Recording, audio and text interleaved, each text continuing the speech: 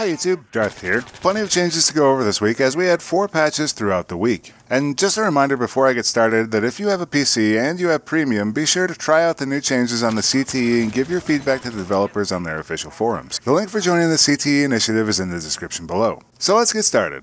Part of the changes mentioned this week on the CTE were that DICE was going to stop adding new features to the CTE and instead focus on polish and fixing the existing bugs. So we might not see the same schedule of release on the CTE that we've seen in the past weeks. This doesn't mean the work on the CTE is done, it just means that they're looking to get this patch into our hands. For now, the best guess date that we've gotten is about mid-September for when we might see this patch. It could be earlier, it could be later, but DICE is refocusing on getting it out the door. For the first real change, let's talk about the weapon changes this week, specifically the high RPM weapons. DICE put a lot of changes in the FAMAS MP7 and CZ3A1 over the last few patches. At first, they revised the rate of fire on these weapons downwards, then DICE changed some other stats like magazine count, left-right recoil, etc. Ultimately, after all the community feedback, which was mostly negative, DICE reverted all these changes so the 1000 rounds per minute weapons are now back to how they work in live. However, DICE did say that they would look into addressing these weapons in the future. PDW's got a slight boost this week and had their moving while aiming down sights accuracy improved. To complement this, the bullpup PDWs and carbines have been tweaked to have their own moving accuracy values. Additionally, DMRs have had their bullet velocities buffed to counter the new player movement speeds. Similarly, the slug rounds on shotguns have been buffed to have higher velocities. No word on the specifics, as with all DICE weapon changes, they want us to try them out first.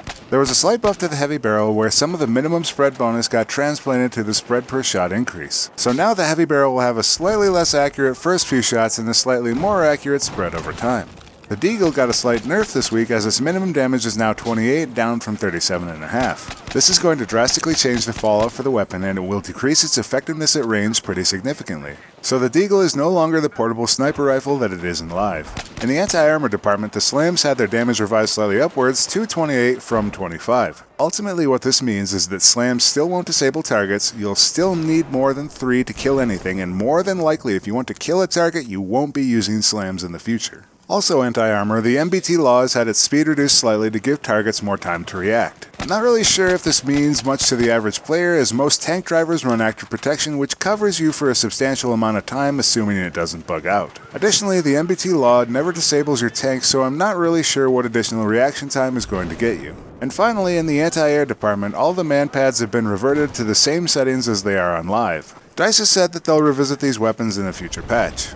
Apparently there was a change this week that disabled UI bomb updates for regular obliteration. Since there are never any active CTE obliteration servers, I can't really follow up on this. But taking it at face value, I understand this to mean that once the bomb is in somebody's hands, it just won't be shown to players anymore until it's dropped. Please somebody tell me I'm wrong, because this sounds kind of drastic. While I was definitely a big fan of the footsteps for enemies being made louder, apparently this was causing some audio bugs. So DICE has rolled back that change for now. I'm hoping this isn't a permanent change, as I would like to be able to at least hear enemies in this game. As it stands, unless you're on an 8-person server, everybody is pretty much a ninja. Additionally, the audio for the defibrillator charge has been made louder. This should make it able to be heard during lively battles. This week, some more adjustments went in for the round start screen. If you're not familiar with this feature, there's now a round start screen where players have to click that they're ready. This week, DICE has updated the screen so that the round is forced to start after 3 minutes. Additionally, they've changed the screen so that players abusing the system get locked into starting the round. Furthermore, the minimum number of players needed to start per team now only calculates from the team with fewer players. I'm still not entirely sold on this feature, as the rough edges still feel pretty rough. And what I mean is that this substantially increases the amount of time required before you can start having fun, and there's no confirmation if you're actually going to get that vehicle you've selected. You kind of have to spam clicks close to the round start to guarantee it. I suppose that the benefit of all this is that you have some additional time to adjust your loadouts before a round start, and it will ensure that both teams have at least enough players on each side.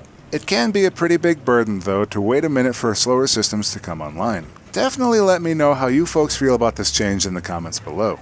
As with every week, there were some small fixes that went to the game.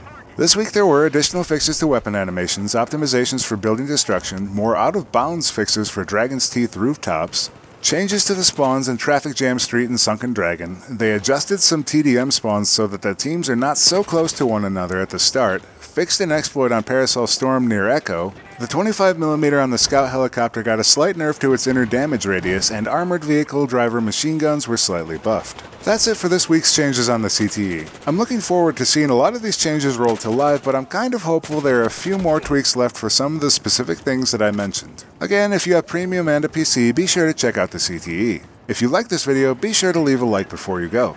If you're new around here, check out my channel and consider subscribing. Thanks for watching, and I'll see you next time, YouTube.